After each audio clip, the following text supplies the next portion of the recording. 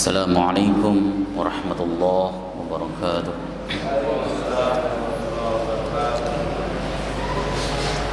Alhamdulillahi rabbil alamin wal aqibatu lil muttaqin wala udwana illa 'alal zalimin.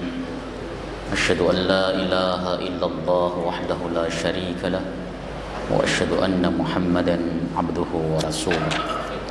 Allahumma fassalli wa sallim wa barik ala hadzal nabiyil karim nabiyina Muhammadin sallallahu alaihi wasallam wa ala alihi wa sahbihi wa man tabi'ahu ila yaumiddin.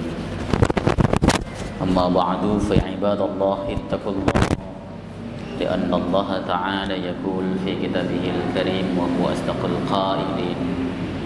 يا أيها الذين آمنوا اتقوا الله حق تقاته ولا تموتن إلا وأنتم مسلمون فإن أحسن الحديث كتاب الله وخير الهدي هدي محمد شر الأمور محدثاتها وكل محدثات بدعة وكل بدعة ضلالة.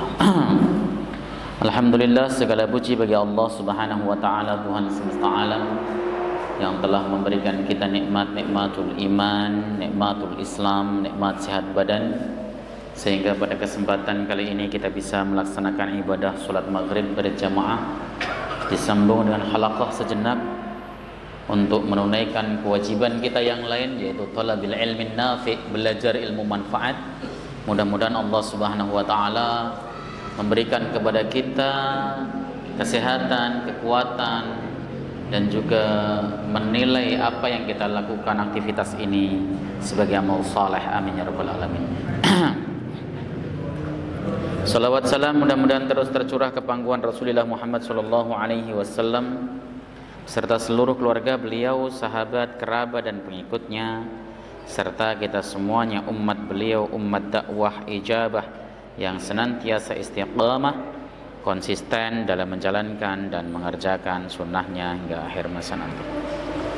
Jamaah sekalian yang dimuliakan oleh Allah Subhanahu wa taala, kita akan lanjutkan kajian kita kitab Taisirul Alam Syarah Umdatil Ahkam, masuk pada hadis nomor 138. Bismillahirrahmanirrahim. Al-haditsus tsaminu wat thalatsuna ba'dal mi'ah. Hadis nomor 138, an Abdullah bin Umar radhiyallahu taala anhuma, dari Abdullah bin Umar, semoga Allah Subhanahu wa taala ridha kepada beliau berdua. Qala, beliau berkata, kana an-nabiy sallallahu alaihi wasallam wa Abu Bakrin wa Umaru yusalluna al-idaini qabla al-khutbati. Nabi sallallahu alaihi wasallam, Abu Bakar, Umar selalu melaksanakan sholat Idul Fitri dan Idul Adha sebelum melaksanakan khutbah. Artinya untuk sholat Idul Fitri dan Idul Adha pelaksanaannya yang sunnah dari Nabi atau yang memang disyariatkan adalah sholat dulu baru khutbah. Beda dengan khutbah Jumat yang khutbah dulu baru sholat. Konon saya membaca dalam sebuah kitab, dulu itu asalnya juga Jumat sama, yaitu sholat dulu baru khutbah, tapi pada bubar. Maka oleh sebab itu kemudian pelaksanaannya khutbah Jumat didahulukan atas sholatnya. Beda dengan sholat Id. Khutbah Id itu tidak wajib, tidak khutbah pun tidak apa-apa. Kita sholat Id tidak mau mendengarkan khutbah Id juga tidak masalah. Maka jangan sampai kalau kita ngasih pengumuman di lapangan keliru. Saudara-saudara sekalian, mendengarkan khutbah adalah bagian daripada rukun, itu keliru. Nandain kalau yang bagian ngumumin kurang wawasannya, kurang jauh mainnya. Makanya oleh sebab itu ketika seseorang selesai melaksanakan sholat Id, gentle saja sebagaimana Sayyiduna Utsman bin Affan misalnya. Jamaah sekalian, Anda telah melaksanakan satu buah kebajikan, yaitu sholat Id. Jika Anda ingin melaksanakan satu kebajikan lain, silahkan Anda dengarkan khutbahnya. dan jika Anda mencukupkan silahkan pulang. Begitu keren itu. Kalau pulang semua ya sudah selesai, nggak usah ada khotib, udah enak kan. Begitu. Tapi nggak ada yang berani ya. Nggak ada yang berani. Kenapa? Sebenarnya orang mau mendengarkan khutbah atau tidak itu ya kalau mendengar khotibnya bermutu, khotibnya bagus, nggak usah disuruh juga dengerin sendiri. Meskipun kita larang-larang kalau khotibnya nggak enak juga pulang pada bubar begitu. Jadi ya bebas jamaah itu. Wong ini sholatnya hukumnya sunnah kok. Sholatnya sunnah, khutbahnya juga tidak menjadi syarat sah daripada ibadah sholat id tersebut. Makna ijmali, makna globalnya begini. Kana min adatin Nabi sallallahu alaihi wasallam wa khulafaihi ar-rasyidin ay yusallu bin nasi salat al-id fil fitri wal adha wa yahtubu wa yuqaddimu as-salata 'ala al-khutbah.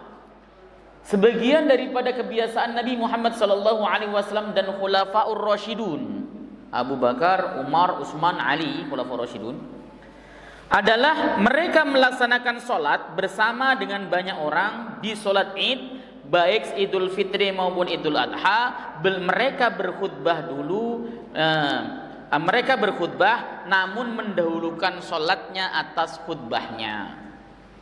Jadi sholat dilakukan dahulu, baru kemudian khutbah. Ya, kerjakan sholat sampai selesai lalu khutbah. Karena memang begitu. Intinya di sholatnya, khutbah itu penggembira aslinya. Makanya kalau kemudian kita cari khatib yang bisa jadi imam sholat aslinya, ya, yang bisa jadi imam sholat. Tapi biasanya ada masjid yang memang khatibnya sama imamnya beda, ada. Karena mungkin khatibnya nggak pede ya, jadi dipisah atau beda. Karena ada beberapa masjid yang mungkin kecelik itu dia kira khatibnya ini bagus kan, karena dia sudah titelnya doktor sampai 5 kali. Ketika jadi, wah ini pasti keren, kita suruh jadi imam ternyata berantakan. Banyak yang kayak gitu. Mungkin seperti itu, daripada antisipasi imamnya malah berantakan, mending imam yang sudah pasti saja seperti itu. Ya, tidak apa-apa lah, namanya juga sholat sunnah loh. Ya, itu yang pertama, hadis yang pertama. Fa fi taqdimus salati 'ala al-khutbaini wa ta'ti baqiyatu ahkami fil ahadits ba'dah. Di dalam hadis ini menjelaskan mendahulukan sholat atas 2 khutbah. Nah ini kalau di dalam kitab ini memegang kepada khutbah itu ada 2. Ini berbeda dengan tarjih ya. Tarjih mengatakan khutbah itu 1. Ini kita ngomong ilmiah. Kita berlepas ta'assub dari satu dan sebagainya itu. Kalau kita boleh jujur, 4 madhab itu tidak ada yang mengatakan khutbah id itu 1, tidak ada. Syafi'i, Maliki, Hambali, Hanafi itu ya khutbah id ya sebagaimana khutbah Jumat 2 kali. Ya. Lalu siapa yang diikuti tarjih? Tarjih itu mengikuti perajihan dari Ibnu Taimiyah. Syekhul Islam Ibnu Taimiyah merajihkan bahwa khutbah id itu 1. Kenapa? Karena dalam semua khutbah id tersebut itu kata khutbah itu datang dengan kata mufrad, khutbah, bukan khutbatain. Kalau Jumat menggunakan kata khutbatain, 2 khutbah. Sementara kalau id itu selalu menggunakan kata khutbatan atau khutbatun atau bi khutbatin, mufrad. Itulah kenapa kemudian mereka berargumentasi bahwa khutbah id itu cuman sekali. Oke Pak, seandainya Bapak termasuk yang berpendapat bahwa khutbah itu 2, otomatis kalau melaksanakan khutbah sekali sah apa tidak khutbahnya? Nggak sah. Seandainya pun nggak sah, nggak masalah. Toh tetap sah sholat idnya dan tetap kita dapat pahala mendengarkan ceramah. Segampang itu sebenarnya, nggak usah kemudian pakai bingung-bingung. Ya. Dan argumentasinya juga sama-sama mantap, sama-sama kuat. Tinggal mau dipakai yang mana. Kalau tarjih Muhammadiyah memang memilih yang khutbah id itu 1, bukan 2 sebagaimana yang dipilih oleh para jumhur ulama. Nah di sini pengarang kitab Taisirul Alam mengatakan fihi taqdimus sholati 'alal khutbatain. Di dalam hadis ini menjelaskan mendahulukan sholat atas 2 khutbah. Berarti memang memegangnya 2 khutbah kalau dalam kitab Taisirul Alam.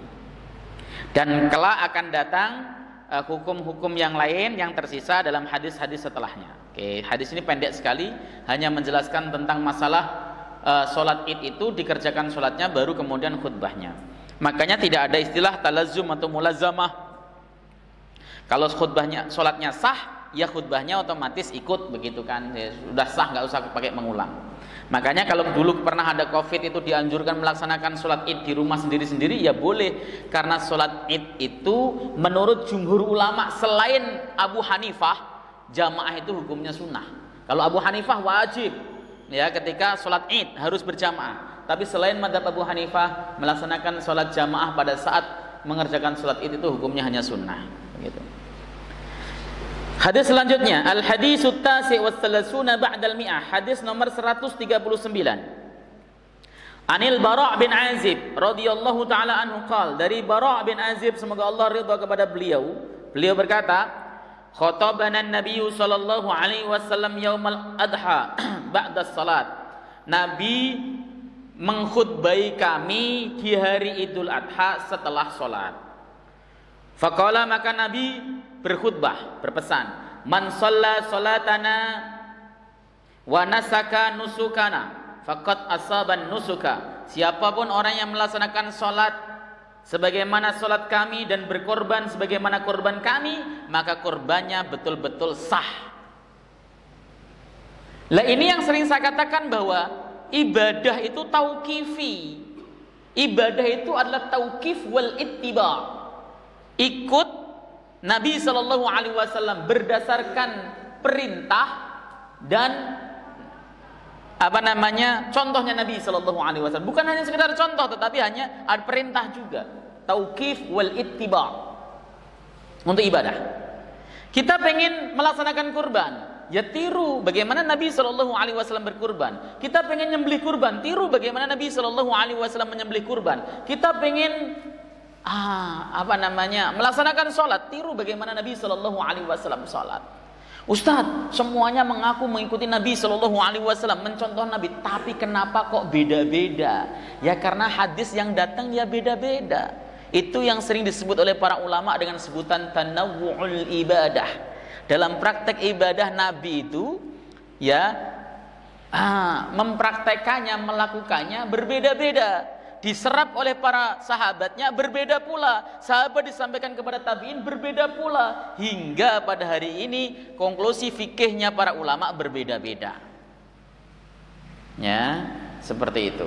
Jadi jangan heran kalau kemudian sekarang, wah ini kalau berbeda-beda begitu karena ada yang nggak ikut sama Nabi Shallallahu Alaihi Wasallam. Ikut semua sama Nabi Shallallahu Alaihi Wasallam, cuman hadisnya juga banyak.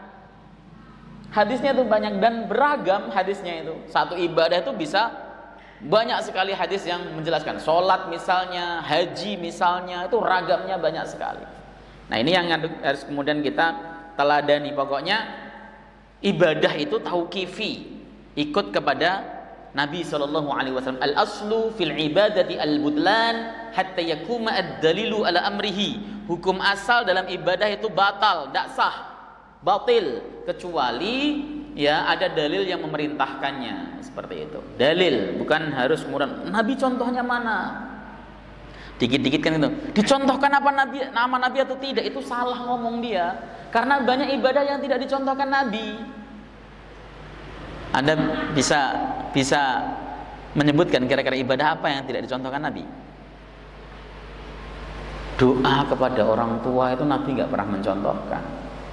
Kapan Nabi berdoa sama orang tua? Mau minta izin sama Allah untuk mendoakan ibunya saja tidak diperbolehkan toh? Sampai nangis.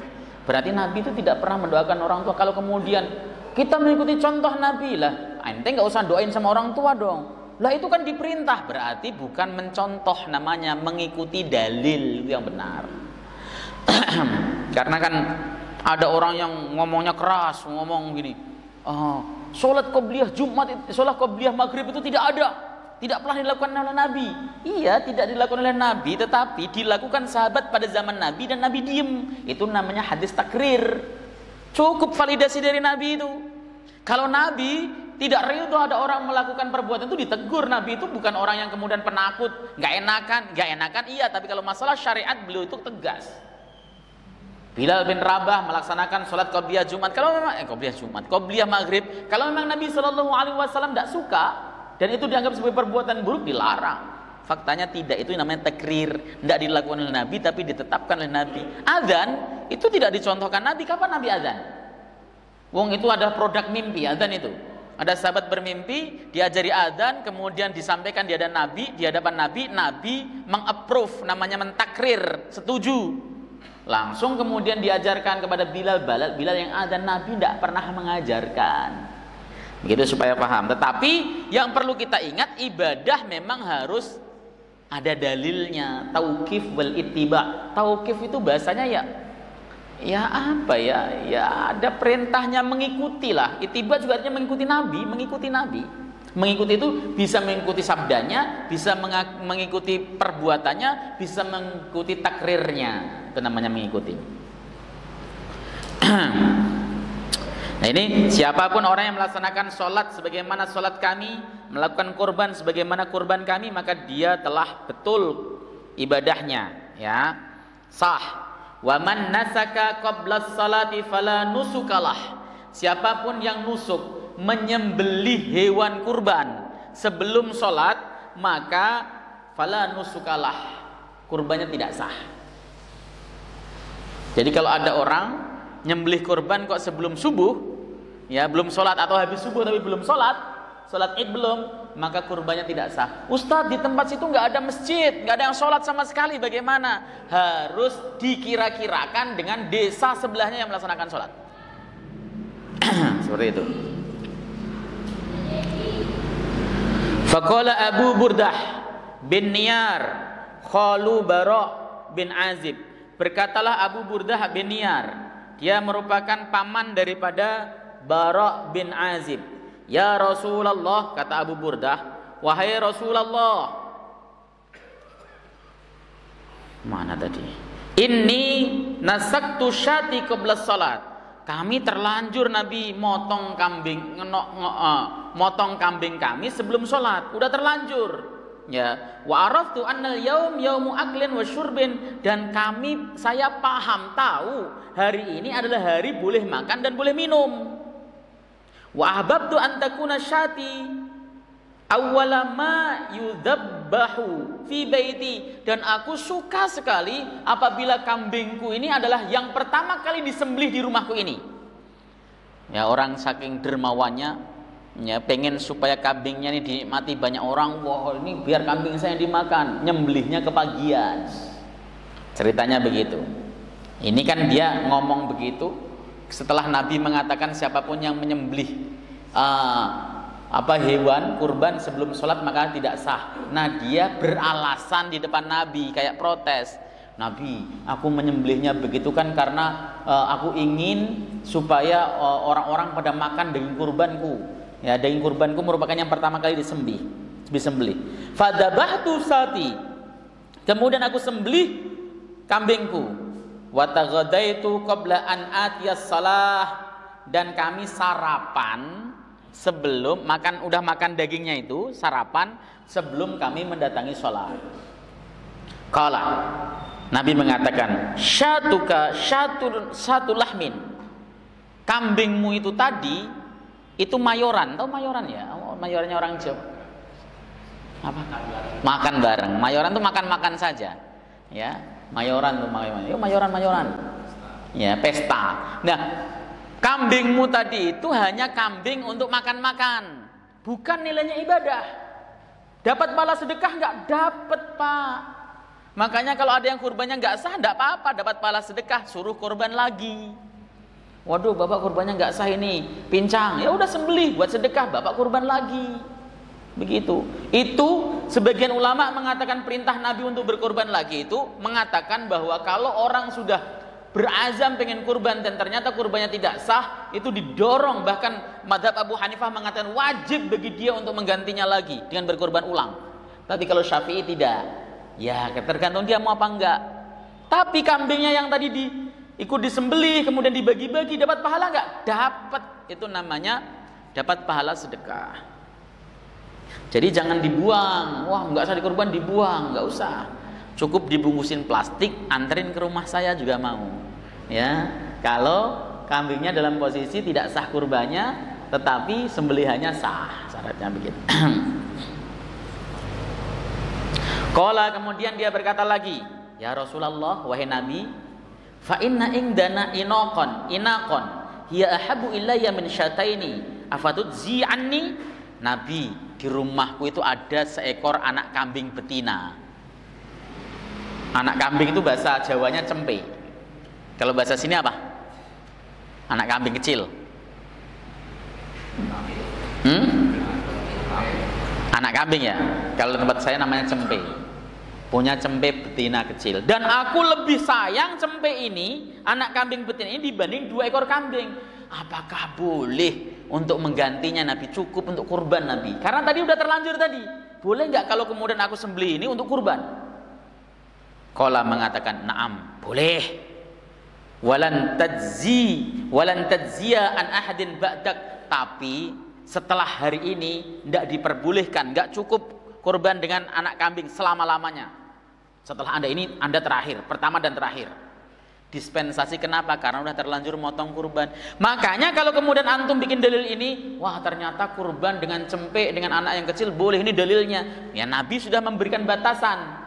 Untuk kamu boleh, itu dispensasi. Nabi boleh mengatur begitu, kenapa? Karena Nabi itu sahibus syariah. Sahibus syariah itu ada 2, Allah Jalla wa'ala dan Rasulullah Muhammad SAW. Itu sahibus syariah, yang berhak mengatur syariah. Harusnya kan nggak boleh, belum cukup umur. Umurnya kambing itu berapa? Ada yang mengatakan 6, kalau domba itu ada yang mengatakan 6 bulan. Ya, kil itu kil. Boleh 6 bulan ada. Ada yang mengatakan 1 tahun masuk tahun kedua. Atau belum ada itu tapi sudah pupa. Yang giginya ompong. Ini belum masuk, maka disebut anak. Tetapi Nabi memperbolehkan karena dia sudah tekor tadi. Tapi dalil tekor ini tadi tidak boleh kita pakai hari ini. Kenapa? Sang pemilik syariatnya sudah tidak ada. Kita minta validasi dengan siapa?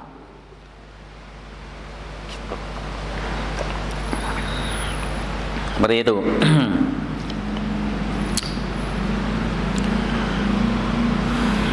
Makna al-ijmal, makna al-ijmali, makna globalnya, makna umumnya. Khotaban Nabiyyu sallallahu alaihi wasallam fi yaumil Idil Adha ba'da salatiha. Nabi khutbah di hari Idul Adha setelah salatnya. Kalau kita lihat khutbahnya Nabi sederhana kan? Ini kalau bahasa sini kan cuma mengatakan bahwa man shalla salatana wa nusukana wa nasaka nusukana faqad asaban nusuk.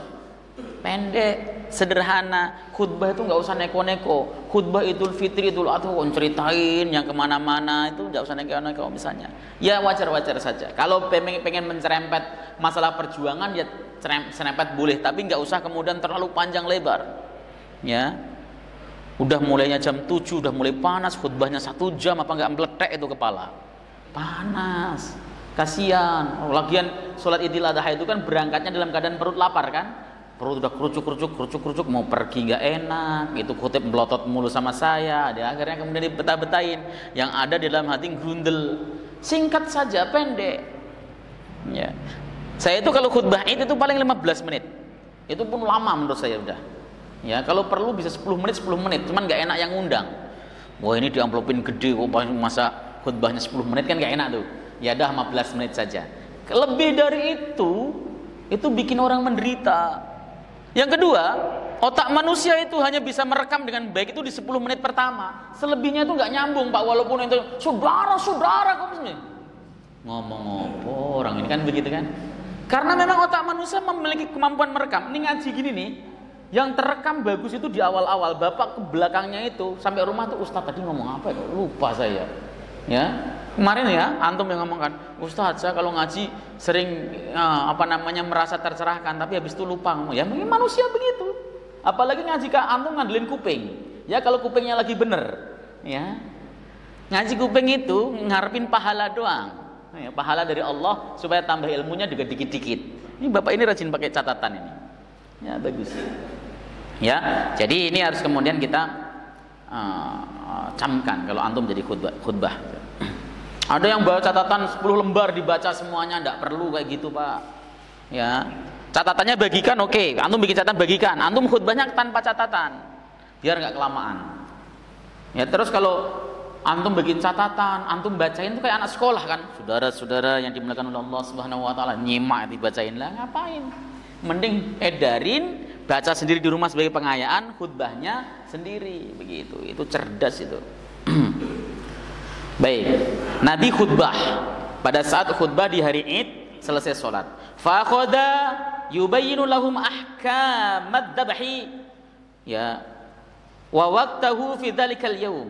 Nabi kemudian menjelaskan tentang hukum menyembelih dan waktu menyembelih pada hari itu. Kurban jelasin karena padanya nggak tahu masalah kurban.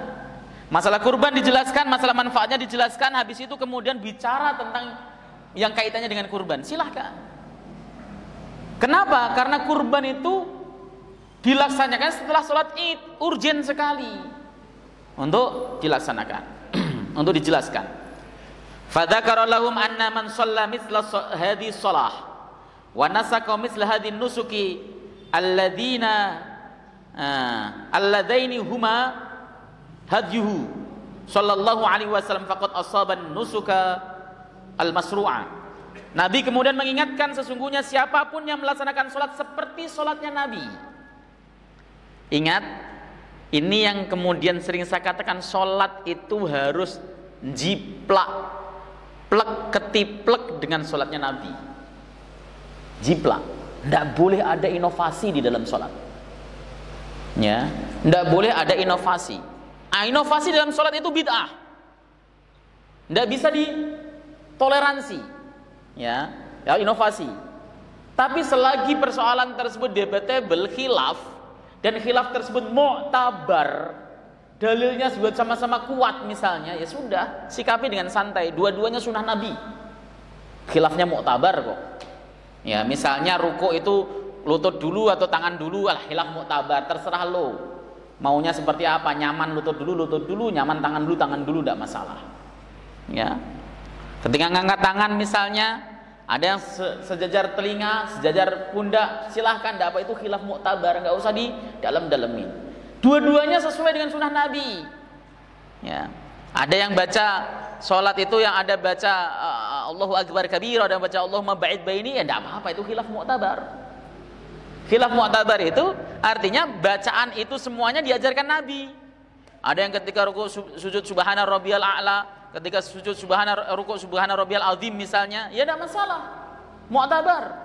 Ya, seperti itu, silakan. Kalau kita itu semakin alim itu justru semakin tidak gampang untuk terkotak-kotak, Pak. Semakin alim itu semakin kita memiliki wawasan yang luas sehingga merasa bahwa ibadah kita makin mantap, makin mengikuti apa yang diajarkan Nabi Shallallahu Alaihi Wasallam, tapi juga memiliki husnudzon yang baik terhadap Muslim yang berbeda.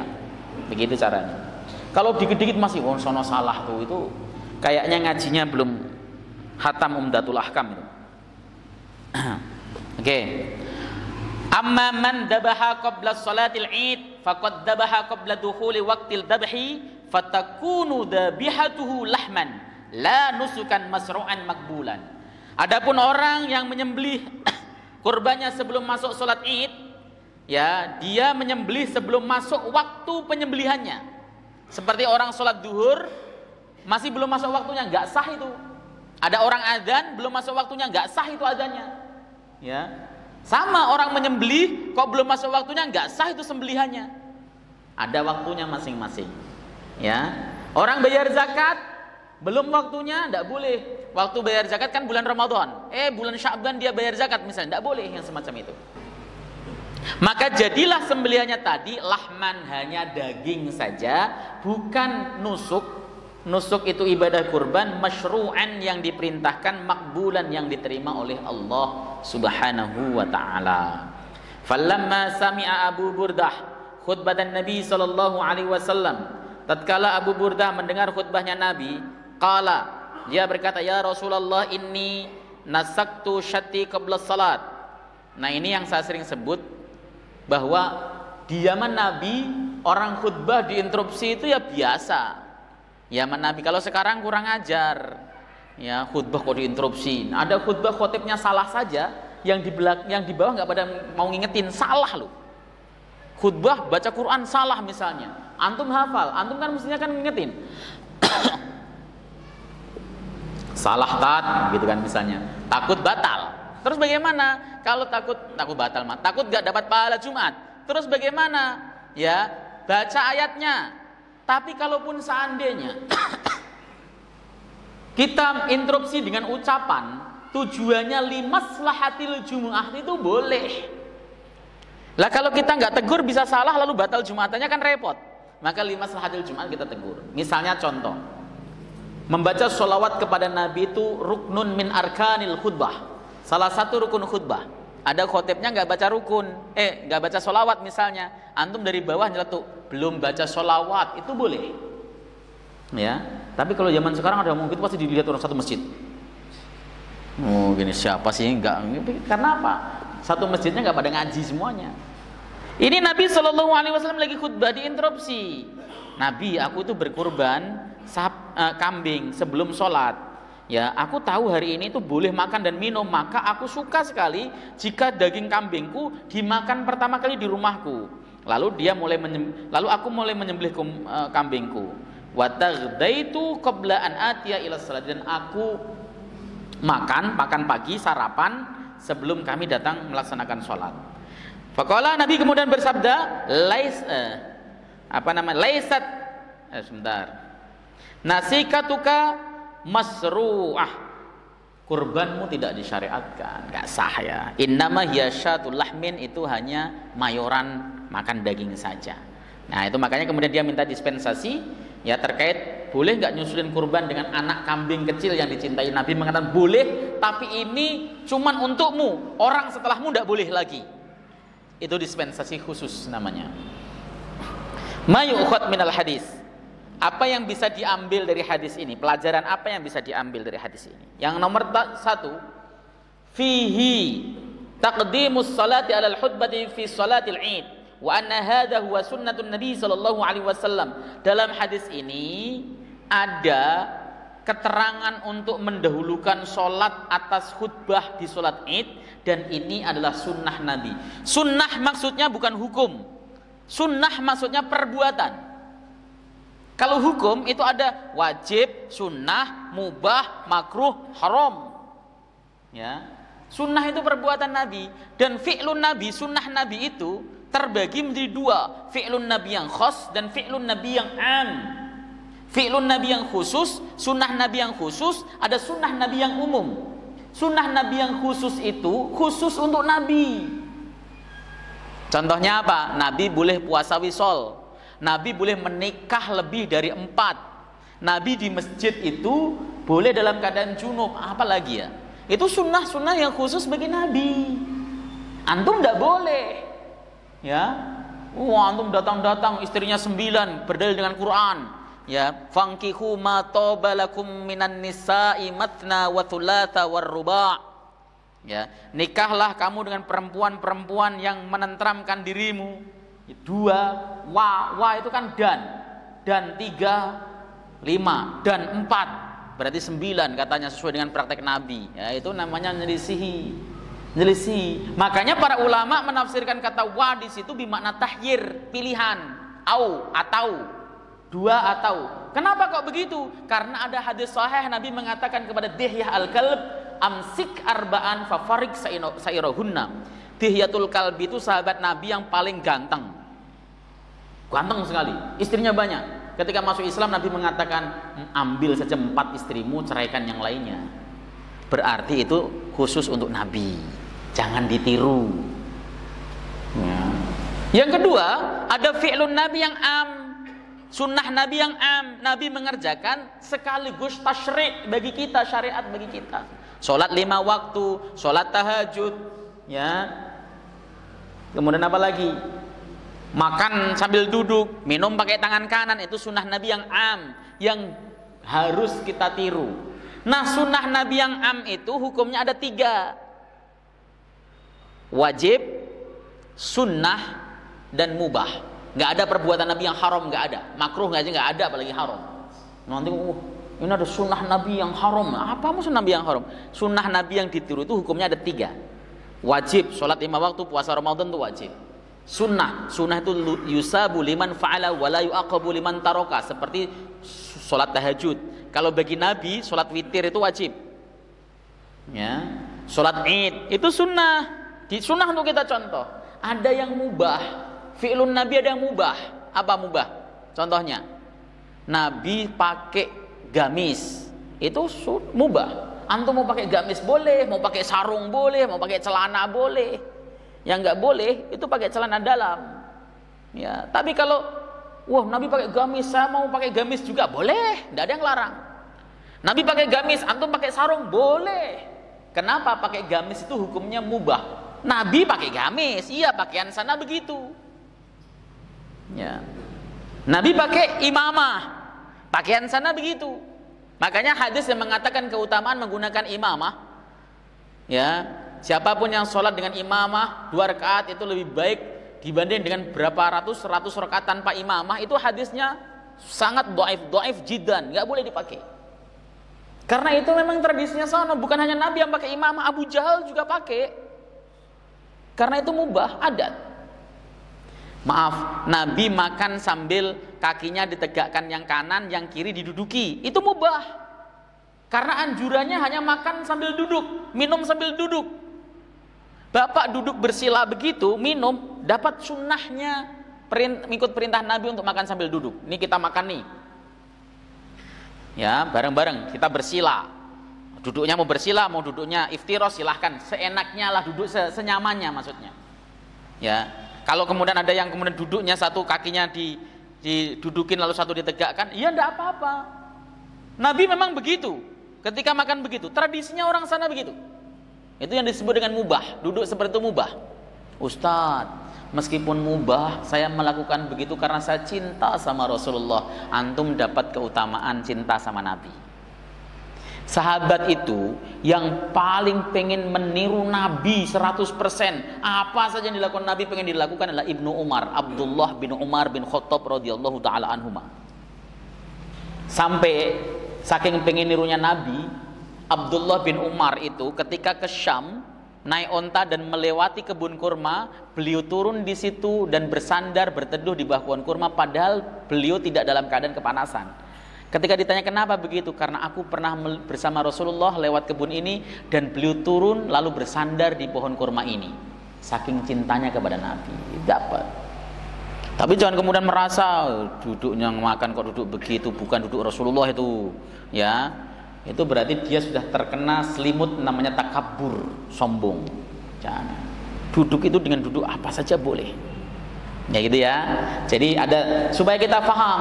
Nah, itu sunnah Nabi itu apa hukumnya sunnah? Enggak, bukan sunnah dalam perspektif usul fikih, tapi sunnah dalam perspektif hadis. Definisi ini beda, Pak.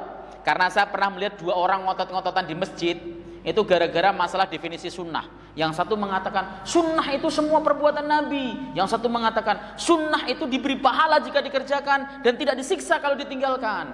Lah ini sampai kiamat debat pun gak bakal selesai. Kenapa? Mereka pakai standar beda. Yang satu pakai standar ahli hadis, yang satu pakai standar usul fikih. Yang satu bicara perbuatan Nabi secara umum, yang satu bicara hukum fikihnya secara umum. Ya, gak bakal ketemu. Ya, makanya ketika ngomong sunnah yang Anda maksud ini sunnah gimana? Sunnah adalah ma'udhifa lin Nabi sallallahu alaihi wasallam min qaulin au fi'lin au takririn au hammin au nahwiha.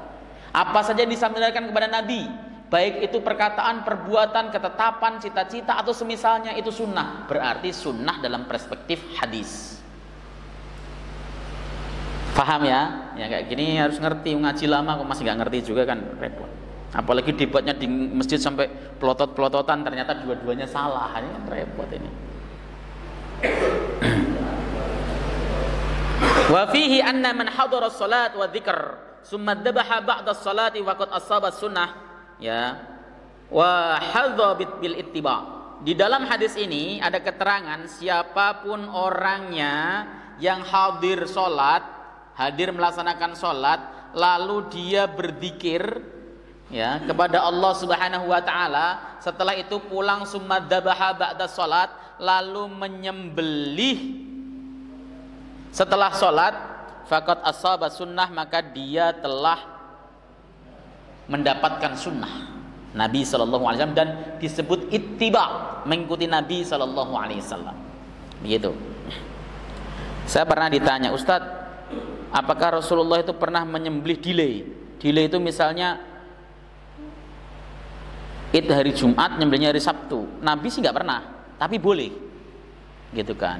Langsung dikejar lagi. Yang utama bagaimana Ustadz? Ya tergantung bagaimana. Tergantung kalau gara-gara motong hari Jumat kalau nggak pada sholat Jumat ya utama delay. Jadi masalah-masalah kayak gitu tuh nggak usah kemudian dikejar selagi Nabi memperbolehkan. Sudah selesai. Nah, kalau kita apa-apa, saya pengen mempraktekkan apa yang dilakukan oleh Nabi Ustadz. Sekarang saya contohkan, Rasulullah haji berapa kali Pak? Seumur hidup? Sekali. Saya tanya, hajinya qiron, tamattu atau ifrad? Ayo. Hajinya Nabi itu tamattu, qiron atau ifrad? Kalau hajinya ifrad, orang Indonesia tamattu semua, berarti nggak ikut sama sunnah Nabi dong, nggak ikut sama perbuatan Nabi. Bukan begitu cara memahaminya. Meskipun hajinya Nabi itu ifrad, menurut jumhur ulama ifrad, tetapi Nabi dalam hadis membolehkan, menganjurkan haji tamattu, menganjurkan haji qiron, itu boleh diikuti, dan itu dianggap ittiba kepada Nabi gitu loh. Jadi jangan kemudian saya pengen yang utama afdol semuanya, tergantung seperti apa. Kadang-kadang kita itu membaca hadis tapi nggak paham usul fikih, sehingga apa, pemahaman kita ya pokoknya bulat-bulat kayak hadis begitu, nggak bisa. Ya, repot nanti ngambil hukumnya. Baik ya. Kemudian yang nomor 4, anna waqtad dzabhi yadkhulu bintihai shalah. Sesungguhnya waktu menyembelih itu mulai dengan berakhirnya salat. Ketika sudah assalamualaikum warahmatullah, misalnya selesai, itu sudah boleh menyembelih. Orang yang nggak sholat id boleh langsung menyembelih, kan sholat id nggak wajib. Misalnya nih, udah kita pokoknya pengen nyembelih pagi-pagi. Masjid Mubasyirin lagi melaksanakan sholat, imamnya sudah assalamualaikum warahmatullah, assalamualaikum, langsung digorok, ker, udah selesai, boleh. Saya itu Pak sering menganjurkan orang untuk menghidupkan sunnah. Ayolah sunnah itu kerjakan sebisa mungkin. Tapi jika ada orang nggak mengamalkan sunnah, itu nggak pernah saya cibir kok. Ya, saya itu kadang-kadang melihat, jangan-jangan ada uzur dia yang saya tidak tahu. Ada temen misalnya pas lagi sholat tarawih, orang-orang pada nyari Lailatul Qadar, dia malah justru tarawih aja nggak nongol. Nggak usah dicela, selagi sholat subuh sama isya-nya sama yang lain masih bagus, sudah tenang saja. Karena kita tidak tahu uzur. Siapa tahu dia nganterin ibunya yang sakit, kan wajib. Tarawih itu sunnah, wajib nganterin istrinya, wajib nganterin anaknya, wajib nganterin ibunya. Itu yang harus kemudian kita fahami. Ya kayak gini misalnya, seandainya ada jamaah mubasyirin misalnya yang kemudian nyembelihnya nunggu imam, dia nggak sholat nih, ya begitu assalamualaikum kemudian gorok, nggak usah kemudian masya Allah sholat setahun sekali aja kok nggak mau. Jangan di situ, siapa tahu dia memiliki uzur yang kita tidak tahu. Toh kita kan dilarang untuk membelah saudara muslim kita untuk tahu hati dan tujuannya. Ya, yang penting bukan yang wajib, gitu aja. Gitu. Wah, udah masuk isya. Nomor 5, fihi anna yaumal id yaumu farhin wa sururin wa aklin wa syurbin idza urida bidzalika idharu ma'nal id wa huwa ibadatun. Di dalam hadis ini ada keterangan sesungguhnya hari id itu hari bahagia, hari gembira, hari makan-makan dan hari minum-minum.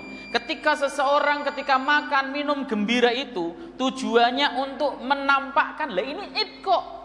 Tujuannya itu pengen menampakkan, ini syiar id. Kita makan, kita minum ya, misalnya kita gembira, kita pakai baju bagus, tujuannya pengen ini id, ini hari besar kami, itu ibadah. Kenapa? Karena ngikut perintah Nabi. Maka ketika sholat id, sholatnya pakai pakaian terbaik. Jangan kemudian ketika Pergi ke tempat saudaranya pakai pakaian baik, waktu sholat masa pakai kaos oblong itu salah. Baju yang kita siapkan untuk ke saudara itu pakai buat sholat, keren. Kan sholat nggak harus pakai baju koko, Pak. Bapak misalnya punya baju batik yang keren, kapelan sama anaknya, bawa saja langsung, ganteng pasti.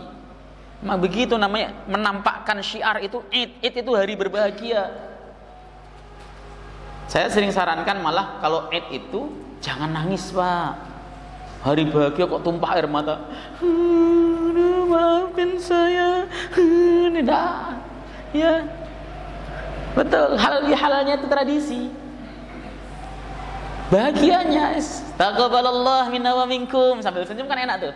Taqabbal ya karim. Mudah-mudahan Allah temukan kita di Ramadan berikutnya ya. Masya Allah. Makan yuk ke rumah. Nah itu kan seneng. Maafin saya dah. Nangis semuanya satu masjid. Enggak, saya enggak senang gitu. Maksudnya ini kritikan kalau antum yang seperti itu ya enggak apa-apa, enggak apa. Cuman saya enggak. Karena apa? Yang disebut Id itu hari bahagia kok, hari gembira. Oke, saya rasa begitu. Ada muskil kira-kira ditanyakan? Cukup? Kalau cukup kita tutup dengan majelis. Subhanakallahumma hamdika asyhadu an la ilaha illa anta astaghfiruka wa atubu ilaik. Assalamualaikum warahmatullahi wabarakatuh.